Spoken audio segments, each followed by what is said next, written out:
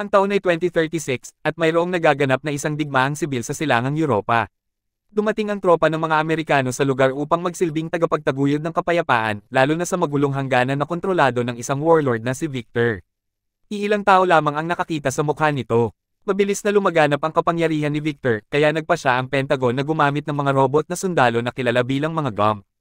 Sa unang misyon ng mga GUMP, ang koponan ay na-ambush, dahilan para mawasak ang mga robot. Ang mga taong kawal na kasama nito ay sinubukang lumaban, ngunit unti-unti din itong naubos. Sa base, sinusubaybayan ni Lieutenant Harp ang labanan sa pamamagitan ng drone na kanyang kinokontrol. Dahil sa kanyang pagiging isang piloto ng drone, ay hindi pa ito nakaranas na makapunta ng personal sa lugar ng digmaan, at tila karaniwan lamang sa kanya ang mga kaguluhan na gaya nito. Bigla niyang napansin ang isang hindi kilalang sasakyan na papalapit sa mga kawal, at ipinaalam ito kay Miller, at humiling ng pahintulot na magpakawala ng isang missile upang sirain ang sasakyan dahil maaaring ito ay isang banta. Gayunpaman, tinanggihan ni Miller ang ideya dahil ang ilan sa kanyang mga tauhan ay naiipit pa rin. Dahil hindi ito kampante, sinubukan niyang humiling sa kanyang kasosyo na si Bale, na sabihan ang kanilang kapitan na kumpirmahin ang airstrike, ngunit tumanggi rin ito. Sa kabila nito, ay labis pa rin ang pag-alala ni Harp na ang track ay sobrang mapanganib, kaya lumabag siya sa utos at nagpa siya na magpakawala ng missile.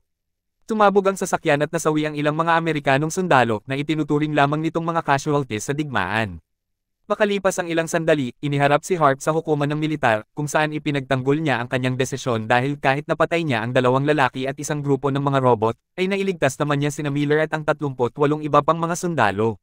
Nagpa siya ang mga matataas na opisyal na kailangan ni Harp na matuto sa tunay na lugar ng digmaan at ang kahulugan ng kamatayan, kaya ipinadala siya sa Camp Nathaniel, isang military base ng mga Amerikano sa Ukraine. Nang dumating siya sa kampo, napansin ni Harp na may mga GUMP sa lahat ng dako, kabilang na ang ilang mga asong robot. Pagkatapos, nakilala niya si Colonel Eckhart na nagpaalala sa kanya na kung mabubuhay siya sa misyon, ay babalik ito sa hukbong panghimpapawid, ngunit kung mamamatay ito, ay magsisilbing aral ang kanyang kwento sa iba na hindi dapat sumuway sa utos. Inatasan siyang pumasok sa Block 13 at binalaan siya na ang kapitan dito ay hindi katulad nila. Pumasok si Harp sa isang gusali kung saan wala siyang nakikitang mga sundalo kundi mga siyentipiko lamang na gumagawa at nagsasaayos ng mga GUMP. Marami ring mga robot dito, at maya-maya ay hinanap niya ang kinaroroonan ng tunog ng isang lumang musika. Nahanap niya ang isang silid sa likod, at natagpuan niya si Captain Leo, na binibigkas ang mga impormasyon na naaalala nito tungkol kay Harp, at binatikos ito dahil sa kanyang nagawa. Pagkatapos ay kinuha ni Leo ang mga bakuna sa ref, habang ipinaliwanag ang tungkol sa kanilang susunod na misyon. Dapat nilang dalhin ang mga bakuna sa isang klinika na dumaranas ng cholera outbreak. Ipinaliwanag ni Leo na si Harp ay kabilang sa Marine Special Operations, na nangangahulugang siya ay maghahanap at magtatanggal ng mga advanced na armas mula sa mga insurgent sa labas ng hangganan. Hindi naintindihan ni Harp kung bakit maraming mga pangkaraniwang kabinet ang isang sundalo, kaya ipinaliwanag ni Leo na hindi mahahak ng mga Ruso ang mga impormasyon na nasa mga papeles. Matapos pirmahan ni Harp ang isang non-disclosure agreement, ay ibinahagi sa kanya ni Leo ang mga impormasyon tungkol kay Victor, ang Rusong warlord na may pakana sa naganap na pambobomba sa Ukraine, na pumatay ng higit sa 25,000 tao. Mayroong milisya na nagtatanggol para sa kalayaan ng Ukraine, ngunit si Victor ay nagpaplano na makarating sa sistema perimeter, kung saan nakaimbak ang mga nuclear na bomba ng Russia, mula pa noong Cold War.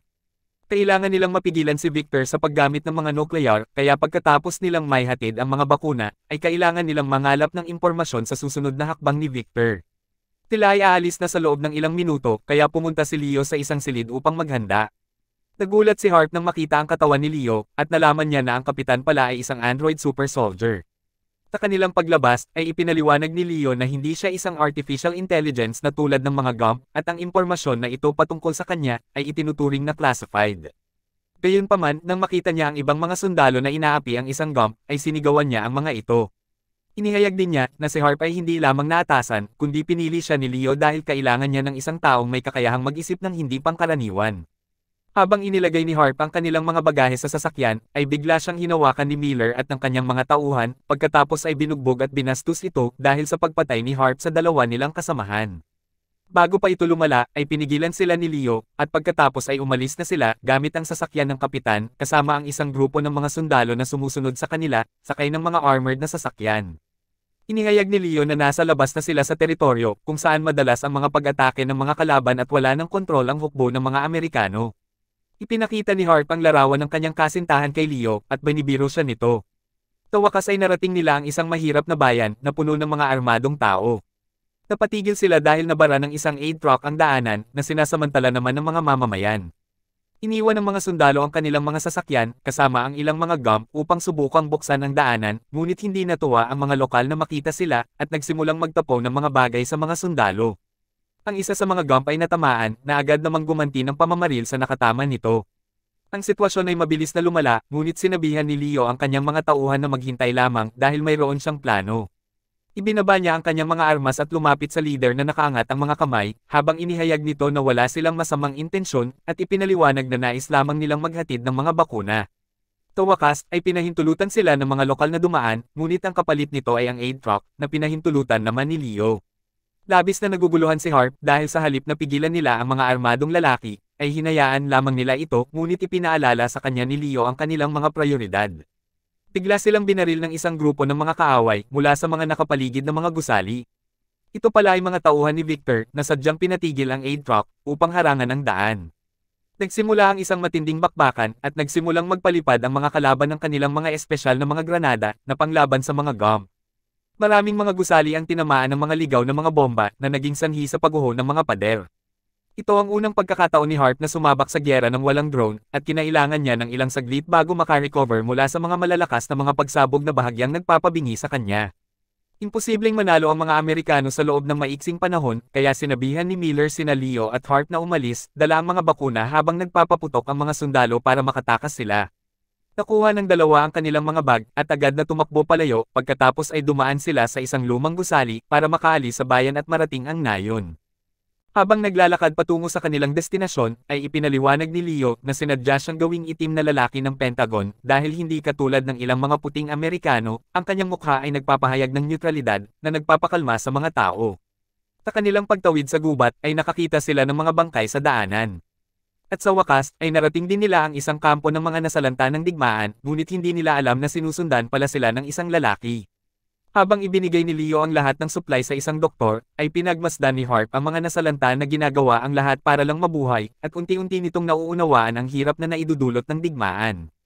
Biglang nagsimulang bumaril ang isang misteryosong lalaki na isa sa mga tauhan ni Victor, ngunit mabilis na nakailag sina Leo at Harp, at sa halip ay tinamaan ang doktor at ang nurse. Pinaril ni Leo ang lalaki at bumagsak ito, pagkatapos ay sinimulan niya itong saktan para magsalita. Tumanggi ang lalaki na magbigay ng anumang impormasyon, kaya iniwan ito ni Leo para maipaghiganti ng mga tao ang mga nasawi. Gusto ni Harp na tawagan ang kanilang commander at humingi ng backup, ngunit ipinaliwanag ni Leo na sila ay mahuhuli lamang kung gagawin niya ito. Saka sinabi ni Leo na aalis sila gamit ang isang sasakyan upang mangalap ng mas marami pang mga impormasyon. Sa simula ay umayaw si Harp dahil pakiramdam niya ay nakikipagkaibigan sila sa mga kalaban, ngunit sa huli ay sumama din ito nang sabihin ni Leo na hindi siya mabubuhay kung patuloy siyang maglalakad ng mag-isa sa daan.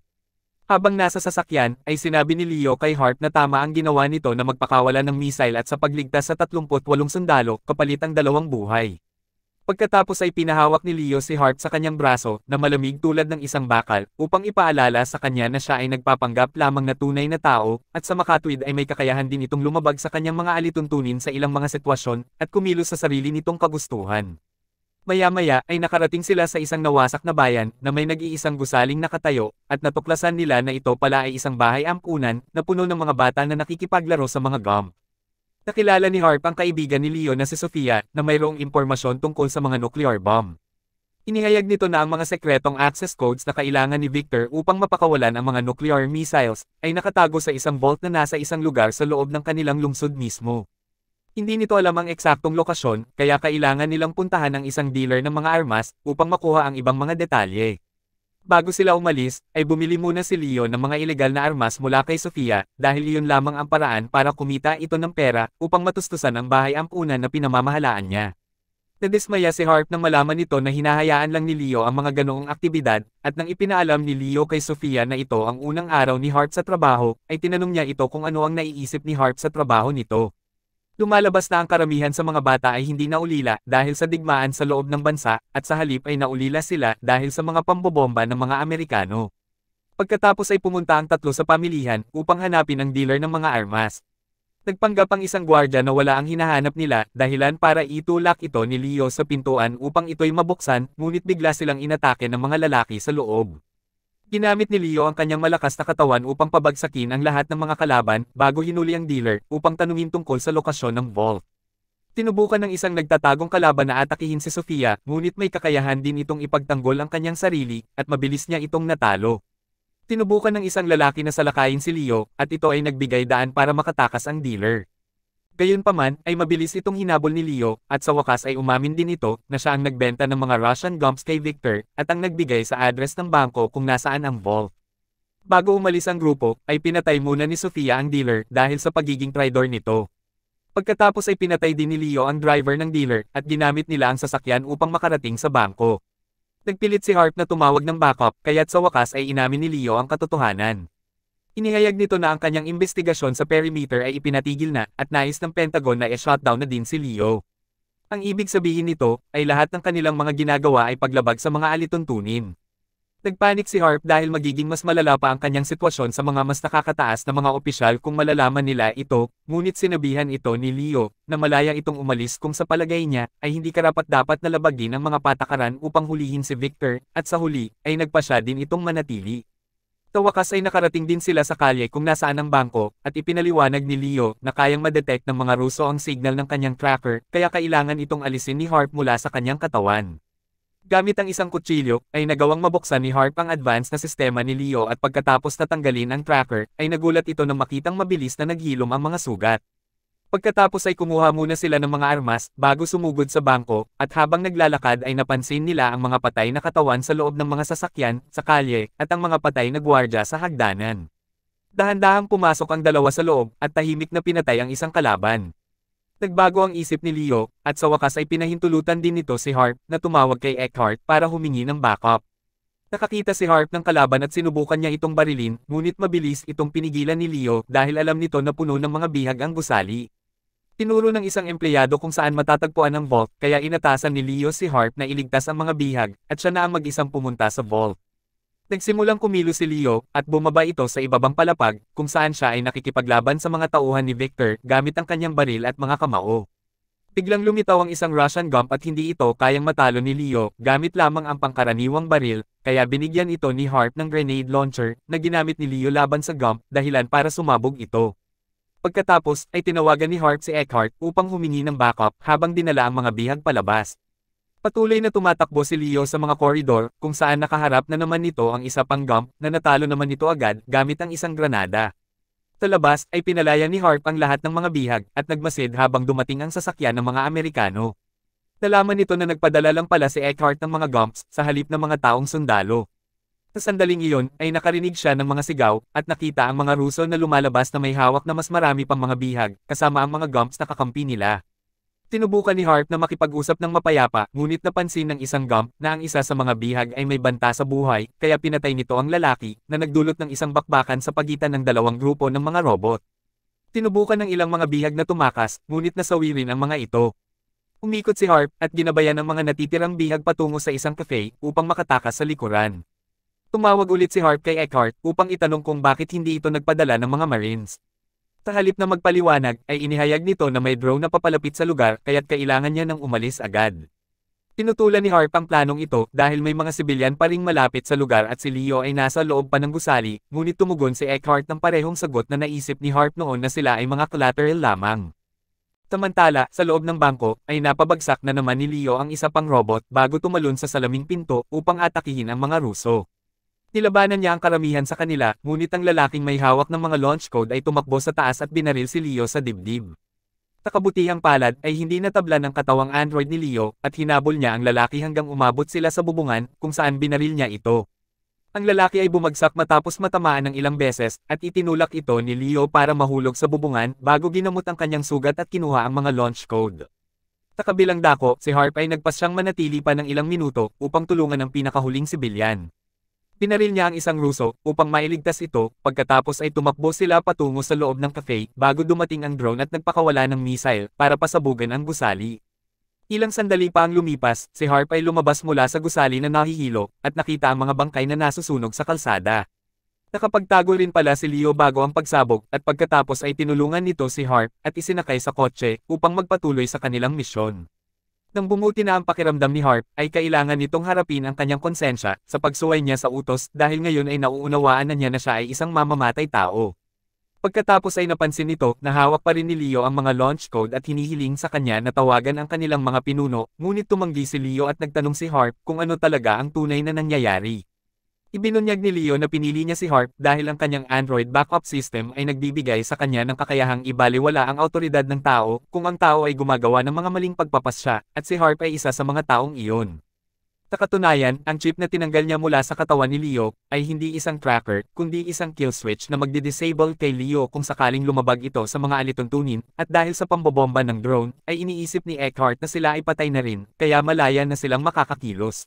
Nagulat si Harp sa kanyang nalaman, kaya bumunot siya ng baril upang pigilan sana si Leo, ngunit naunahan ito, pagkatapos ay pinatulog siya, habang sinasabi na iniligtas nito ang kanyang buhay. Ilang sandali pa, ay ginising si Harp ng dalawang mga bata, sa pamamagitan ng pagkalabit sa kanya gamit ang isang patpat, at natuklasan nito na siya ay malapit lamang sa isang kampo ng mga nasalanta sa gyera. Isang misteryosong van ang dumating, kaya nagtangka itong tumakbo, ngunit mabilis itong nahuli ng mga lalaki, at dinala upang makita ng pinuno ng revolusyon, na lumalabas na si Sofia. Ibinunyag niya na si Leo ang magkokontrol sa mga nuclear missile para sa kanila, at maglulunsad ng isang nuclear strike sa Amerika, dahil hindi sila ang tunay na tagapagtaguyod ng kapayapaan, at sa halip ay pinapalala lamang nila ang digmaan. Sinabi ni Harp na ito ay papatay ng milyon-milyong mga inosenteng tao, ngunit ipinunto ni Sofia na ito ay parehong collateral lamang na matatanggap ng Amerika, sa tuwing magpapadala sila ng mga drone na mambobomba sa kanilang mga lungsod. Pagkatapos ay pinapauwi na ni Sofia si Harp dahil iniisip nito na wala na itong magagawa. Samantala, si Leo ay nakipagkita kay Victor, at inihayag na sila pala ay nagtatrabaho na magkasama mula pa noon. Gayunpaman, ay tumanggi si Leo na ibigay sa kanya ang mga launch code, at sa halip ay hiningi ang lokasyon ng mga missile, na tinanggihan din ni Victor. Nagalit si Leo, kaya mabilis nitong kinuha si Victor at ginamit bilang panangga, habang binaril niya ang lahat ng mga lalaki na nakapalibot sa kanya. Dumating ang marami pang mga kalaban, kaya binitawan ni Leo si Victor upang labanan ang mga ito, at pinatay niya lahat sa loob lamang ng ilang segundo. Tinubukan ni Victor na barilin si Leo, ngunit kinuha lang nito ang isang bandila at pinatay si Victor gamit ito. Pagkatapos ay sinuri ni Leo ang mga computer at nakuha ang lokasyon ng mga missile, at agad na tumungo sa kinaroroonan nito. Kinagabihan, nagawa ni Harp na makabalik sa base, at ibinahagi nito kina Miller at Eckhart ang lahat ng mga nangyari. Kailangan nilang matukoy ang lokasyon ni Leo upang mapigilan ito, kaya tumawag si Harp kay Bale at napapayag niya itong gamitin ang isang drone upang mahanap si Leo, na nagmamaneho malapit sa hangganan ng Russia. Ipinaalala ni Eckhart na hindi siya pwedeng magpadala ng mga sundalo doon dahil magsisimula ito ng digmaan laban sa mga Ruso, kaya nagboluntaryo si Harp na habulin si Leo na mag-isa. Bago umalis si Harp, ay binigyan ito ni Miller ng mga espesyal na mga bala na dinisenyo upang wasakin ang mga armored na mga sasakyan. Ito lang ang paraan para matablan ang katawang android ni Leo. Maya-maya ay hindi na mahanap ng drone ni Bale si Leo, kaya ibinigay na lang nito ang huling lokasyon ni Leo kay Harp upang mahanap ito. Ilang sandali pa, ay pumasok si Harp sa isang gusali sa gitna ng kawalan at nakita ang mga patay na mga manggagawa sa loob. Nakita niya ang isang tao na nahuhulog at ito ay nagbigay sa kanya ng ideya kung saan matatagpuan si Leo.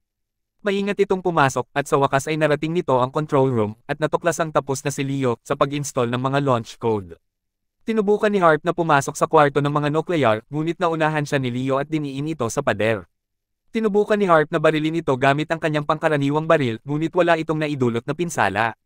Pagkatapos ay pinatulog ito ni Leo at inactivate ang mga missile, dahilan para magsimula ang 5 minutong countdown, habang ang takip ng mga missile ay nagbukas, na agad namang nakita ng drone.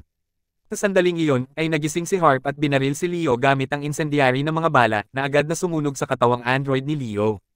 Pagkatapos ay sinubukan ni Harp na i-deactivate ang mga missile, ngunit hindi na ito mapigilan. Ginamit ni Leo ang pagkakataong ito upang ibunyag ang kanyang tunay na plano na gusto niyang atakihin ang Amerika upang wasakin ang program na lumikha sa kanya, at sa pamamagitan nito, ay mas lalo pang magagalit ang mga Amerikano na magpapalala pa sa digmaan, at ang mga Gumps ay magiging simbolo ng walang katapusang digmaan. Naintindihan ni Harp ang punto nito, ngunit ayaw niyang mamatay ang mga inosente, kaya nakiusap ito kay Eckhart na bombahin ang gusali. Matapos sabihin kay Leo na kayang gumawa ng mga tao ng mga mabubuting bagay, ay tumakbo ito palayo bago pinakawalan ni Bale ang missile na nagpabagsak sa gusali kasama si Leo at ng mga nuclear. Akala nila ay patay na rin si Harp, ngunit maya-maya ay iniulat niya mismo na nakaligtas ito. Sa pagtatapos ng kwento, ay itinuturing si Harp na isang bayani at pinahihintulutan itong umuwi upang sa wakas ay magkita na sila ng kanyang kasintahan.